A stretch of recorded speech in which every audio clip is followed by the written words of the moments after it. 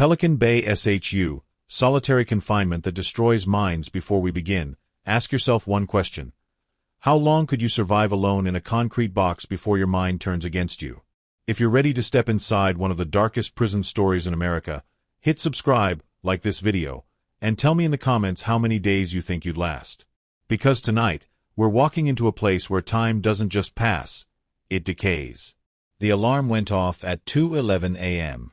Inside Pelican Bay State Prison, the security housing unit, known simply as the SHU, snapped awake in a burst of red emergency lights. Steel doors remained sealed, but officers ran the tier anyway, boots pounding against concrete. Something had triggered a medical alert in cell 14. When they looked through the narrow window, they froze. Inmate Danny Reyes was sitting upright on his bunk, hands resting calmly on his knees. The concrete wall in front of him was covered in blood. Not splattered. Written. Over and over again, in shaky letters carved into the surface. They are listening. Reyes wasn't moving. His eyes were open, unblinking, fixed on the wall as if waiting for it to respond. Officers opened the cell cautiously. No weapon. No assault. Just Reyes' hands, torn open from scraping the wall with a small piece of metal pried from the bed frame. For 13 years, Reyes had lived in that 8-by-10-foot concrete cell. 23 hours a day alone. No contact visits. No phone calls. Yard time in a small, empty concrete pen. He had been sent to the SHU not for attacking anyone inside prison, but for alleged gang affiliation based on tattoos and confidential informant statements. Indefinite placement. No release date. Correctional Officer Mark Halstead had supervised Pod C for nearly 8 years. He had seen men deteriorate slowly, talking to sinks, pacing until their feet bled, screaming at invisible enemies. But Reyes had been different. Quiet. Disciplined. No rule violations in over a decade. Until tonight. As medical staff strapped Reyes to a gurney, he suddenly grabbed Halstead's sleeve. "You don't hear it," he whispered. "The vents. The clicks." Halstead pulled away, unsettled. Hours later, Reyes was placed in psychiatric observation. His cell was sealed for investigation. Standard procedure required documentation whenever self-harm was involved. But what investigators found inside that cell wasn't standard. Under the blood-streaked message were faint carvings etched deep into the concrete. Dates. Hundreds of them. Perfectly spaced tally marks stretching across the lower wall. More than 4,700 days counted by hand. And beneath the tallies, a list of names. Some crossed out. Some circled. Halstead requested archived housing records for cell 14 going back 20 years. The names matched former occupants. Several had been transferred out due to severe mental health breakdowns. 2 had attempted suicide. 1 had died years earlier in another facility. All had spent more than 10 years in solitary confinement. Meanwhile, outside Pelican Bay's thick perimeter walls, the Pacific fog rolled in heavy and gray. Families drove long distances for non-contact visits, separated by glass and static-filled phones. Reyes' sister, Elena, hadn't seen him in person in 3 years. He had stopped taking her calls. He said the silence was louder than noise, she later told a reporter. He said sometimes he couldn't remember his own voice. Within days of Reyes' breakdown, something else began to happen. Meal trays started coming back untouched. Not just from Pod C, but across the SHU. At first, administration dismissed it as coincidence. Then numbers climbed. Dozens. Then hundreds. A coordinated hunger strike. The timing was impossible to ignore. Reyes' wall message leaked to the press after a photograph surfaced anonymously. The image of blood-stained concrete and the phrase, "They are listening," ignited national attention. News outlets questioned indefinite solitary confinement practices. Advocacy groups demanded transparency. Inside the prison, tension tightened like a wire. Halstead couldn't shake one detail. When investigators scraped away a portion of dried blood to preserve evidence, they uncovered something hidden beneath the repeated warning. A second message, carved carefully into the concrete weeks, maybe months, before the incident. 4 words. This is how we speak. Halstead stared at the wall, pulse racing. Because if Reyes hadn't simply broken under isolation, if this was deliberate, then the hunger strike wasn't spontaneous. It was orchestrated. And somewhere inside the silent concrete maze of the SHU, men who hadn't touched another human being in years had found a way to send a message loud enough to shake the entire system. But no one yet understood how deep it went, or who was really listening. By day 6 of the hunger strike, the trays came back stacked like untouched evidence. Oatmeal hardened into paste. Bread dried at the edges. Milk cartons remained sealed. Correctional officers documented every refusal, every inmate number, every pod. What began as a disturbance in one cell had spread through the entire SHU at Pelican Bay State Prison. 400 men refusing food. No shouting. No riots. No chaos. Just silence. Officer Mark Halstead stood in the control booth overlooking Pod C, watching men sit motionless inside concrete boxes. Some lay flat to conserve energy. Others paced slowly, measured steps, like they were counting something only they understood. The administration called it manipulation, gang leaders using protest as leverage. But Halstead had read Reyes' file. 13 years in solitary. Clean disciplinary record. No recent validation updates. If this was gang control, it didn't look like the kind he'd been trained to expect. Meanwhile, investigative journalist Claire Donovan received a padded envelope at her Sacramento office. No return address. Inside was a flash drive labeled only with one word, SHU. When she opened it, she found internal memos from prison psychologists dating back more than a decade. Repeated warnings about prolonged solitary confinement. Notes describing hallucinations, severe anxiety, paranoid ideation. Recommendations for step-down programs that were delayed or ignored. One document stood out. Extended isolation beyond 10 years presents high probability of irreversible psychological damage. Claire read it twice. Then she saw Daniel Reyes' name listed among long-term inmates flagged for evaluation that never happened. Back at Pelican Bay, Reyes remained in psychiatric observation. He had stopped speaking entirely. Doctors documented auditory hallucinations. But one nurse noted something curious in her report. Patient appears coherent during selective questioning. Selective. Halstead requested permission to speak with Reyes. It wasn't standard procedure, but Internal Affairs wanted clarity about the message carved into the wall. In the stark white observation room, Reyes sat at a metal table, wrists cuffed. "You wrote, 'This is how we speak,'" Halstead began carefully. "What does that mean?" Reyes looked up slowly. "When you bury men alive," he said, voice calm, "you take away their words." Halstead held his gaze. "So you cut yourself to start a hunger strike?" Reyes tilted his head slightly. "You think this started with me?" Halstead felt a chill crawl up his spine, because that was the question no one could answer. How had men locked in near-total isolation coordinated a statewide hunger strike? No phones. No contact visits. Limited mail. Minimal yard overlap. Yet the refusals had begun almost simultaneously across facilities. Claire Donovan's second article went live that evening. The headline questioned indefinite solitary confinement and referenced the leaked psychological reports. Within hours, it was trending nationwide. Human rights organizations demanded oversight. State lawmakers called for emergency review hearings. The pressure intensified inside the prison. On day 9, an inmate in Pod D collapsed from dehydration. Medical teams intervened, but the incident rattled staff. The possibility of deaths loomed. Administration debated force-feeding protocols, a controversial move that could ignite lawsuits and international scrutiny. Halstead returned to cell 14 that night. Maintenance had painted over the bloodstains, but the carved grooves remained faintly visible beneath fresh gray paint. He ran his fingers across the wall and felt something he hadn't noticed before, a small notch pattern near the vent. 3 short scratches. Pause. 3 more. Pause. 3 again. A rhythm. The next evening, during quiet hours, Halstead stood still on the tier and listened. At first, nothing. Then, Faint.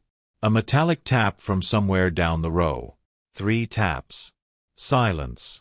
3 taps. Further down the pod, another response.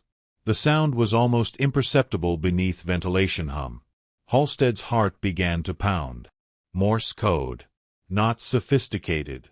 Not detailed. But enough. Enough to synchronize. Enough to count down. Enough to say, now. The SHU had not been silent. It had been communicating. He requested surveillance audio review, but the system barely captured such subtle noise. Years of isolation had sharpened the inmates' patience. They didn't need words. They needed timing. Halstead confronted Reyes again. "You were tapping," he said. Reyes didn't deny it. "When you take away everything," Reyes replied quietly, "men invent something new." "Who organized it?" Halstead demanded. Reyes leaned forward slightly. "You still think there's a leader?" Outside the prison walls, Claire received another anonymous message, this time a single sentence in an encrypted email. "Check the retired lieutenant." She dug into personnel records and found that a former SHU administrator had quietly compiled internal data on long-term solitary effects before retiring the previous year. Reports that never reached public release. The pattern was becoming clearer. The hunger strike wasn't random. It wasn't purely gang-driven. It was years in the making, fueled by ignored warnings and buried documentation. On day 12, the governor's office ordered an emergency review of long-term SHU placements. Media vans lined the highway near Crescent City. Families gathered at the gates, holding photos of sons and brothers they hadn't touched in decades. Inside Pod C, tapping continued softly in the dark. 3 short. Pause. 3 short. Halstead stood alone on the tier after count, the rhythm echoing faintly through the vents. He looked toward cell 14. Reyes stood at the door, watching him through the narrow glass. No smile. No anger. Just steady eye contact. Halstead realized something that unsettled him more than any riot ever could. These men hadn't broken. They had adapted. And as the hunger strike entered its second week, medical reports grew more serious. Because if even one inmate died, the message would explode beyond California. And Reyes knew it. As Halstead walked away, he heard it again, not from one cell, but from multiple directions at once. Ap, ap, ap. A signal moving through concrete like a pulse. The SHU was speaking. And the entire system was about to be forced to listen. Day 18. The first death didn't happen at Pelican Bay State Prison, but it might as well have. An inmate in another California facility, also housed in long-term solitary, went into cardiac arrest after weeks of refusing food. By the time paramedics arrived, it was too late. The news detonated across the state. Inside Pelican Bay's SHU, the tapping stopped. Not out of fear. Out of calculation. Officer Mark Halstead watched as emergency briefings unfolded in the administrative wing. Sacramento demanded updates every hour. The governor's office warned of legal consequences. Civil rights attorneys prepared filings. International media outlets began requesting interviews. What had started as silent resistance was now a national crisis. In Pod C, Daniel Reyes stood at his door during count, thinner but steady. His eyes no longer looked frantic. They looked focused. Halstead approached him. "Someone's dead," he said quietly. Reyes closed his eyes for a moment. Then he nodded once. "You knew this could happen," Halstead pressed. Reyes met his gaze. "You knew it could too." That hit harder than Halstead expected, because deep down he had known. For years, officers had watched men deteriorate in concrete boxes. They had filed reports. Some had questioned policies in private. But the structure never changed. Until now. By day 20, the Department of Corrections announced immediate policy revisions. Long-term SHU placements would undergo mandatory review. Indefinite isolation without clear behavioral cause would be reassessed. A step-down program would replace automatic gang validation confinement. It was the first real concession. But not everyone believed it was enough. Claire Donovan published her most explosive article yet, revealing that internal psychological warnings had been documented for over a decade. Names, dates, memos. Some signed by administrators who still held senior positions. Public pressure surged. Inside the prison, tension shifted from confrontation to anticipation. Then something unexpected happened. Daniel Reyes ended his hunger strike. So did most of Pod C. Meal trays returned scraped clean. No announcement. No declaration of victory. Just a quiet shift. Halstead requested one final interview with Reyes before the review board arrived. In the small attorney booth, separated by thick glass, Reyes spoke through the phone receiver. "You could have debriefed," Halstead said. "You could have walked out of the SHU years ago." Reyes shook his head slowly. "Debriefing means giving them a story they want," he replied. "This way, we gave them the truth." Halstead hesitated. "You carved your hands open to make a point." Reyes looked down at the faint scars. "Pain gets attention," he said calmly. "Silence doesn't." Weeks later, the review board stepped onto Pod C. Suits and polished shoes against scuffed concrete floors. They stopped at cell 14. The paint still covered most of the wall, but under direct light, the carved message could be seen faintly beneath the surface. "This is how we speak." Reyes' file was presented. No violent infractions in over a decade. Psychological deterioration documented. Participation in hunger strike nonviolent. Decision: transition to step-down housing. After 13 years in near-total isolation, Daniel Reyes walked out of the SHU. Not free, but no longer buried alive. Halstead escorted him down the tier. Other inmates stood silently at their doors. No cheers. Just acknowledgement, a quiet understanding of what had shifted. When the final steel door buzzed open, Reyes paused. "You ever notice," he said without looking back, "how quiet it is when something ends?" Halstead didn't answer. Because he realized it wasn't ending. It was beginning. Over the next year, hundreds of long-term solitary placements across California were reevaluated. Policies were rewritten. Oversight increased. The SHU remained, but its power had changed. Some officers resented it. Others felt relief. Halstead found himself reassigned to a transitional unit focused on reintegration. He watched men relearn how to hold conversations, how to stand in open yards without panic, how to sleep without fluorescent lights humming overhead. But not everyone recovered easily. Months after his transfer, Reyes struggled in general population. Noise overwhelmed him. Crowds felt suffocating. Freedom carried its own weight. Isolation had reshaped him. One afternoon, Halstead saw him in the yard staring at the sky. "Still hearing the vents?" Halstead asked carefully. Reyes gave a faint smile. "No," he said. "Now I hear everything." 3 months later, a new report surfaced. Another state, another prison, another long-term solitary unit under investigation. The debate reignited nationwide. Because Pelican Bay hadn't been an exception. It had been a warning. Years later, Cell 14 still exists. Fresh paint covers old scars. The wall looks clean to anyone passing by. But beneath the layers, carved deep into concrete, the grooves remain. A message from men who found a way to speak without voices. And if you listen closely, not just to the tapping in the vents, but to the silence inside those concrete boxes, you realize something chilling. Solitary confinement doesn't just lock people away. It tests how long a system can ignore the sound of its own walls cracking. If you think this story was intense, you're not ready for what's happening behind other doors that haven't been opened yet.